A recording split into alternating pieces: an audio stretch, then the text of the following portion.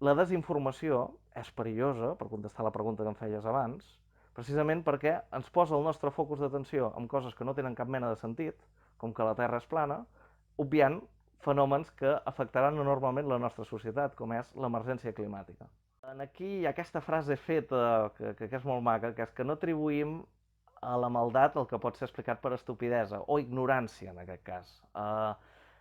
Llavors, penso verdaderament que un cop entres en aquest cercle de buscar vídeos a xarxes socials d'això, la pròpia heurística i intel·ligència artificial de les xarxes socials et porta només veure vídeos d'això.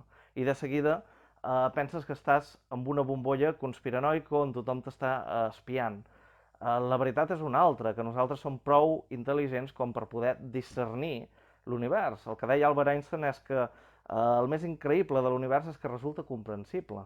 Verdaderament aquest tipus de coses doncs, que encara en el ple segle XXI hi hagi gent defensant que la Terra és plana, doncs és una cosa que no es sosté. Cada vegada que refutes algun argument d'algun conspiranoic, et dobla l'aposta, fins que al final es contradiu per si sol.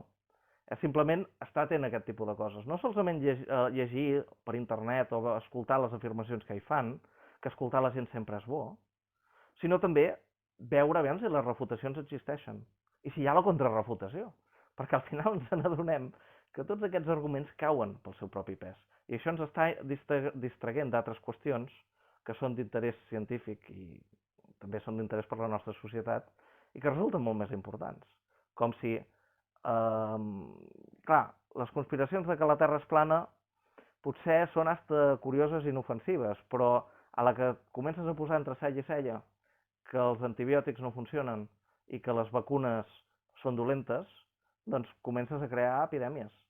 I això sí que és perillós.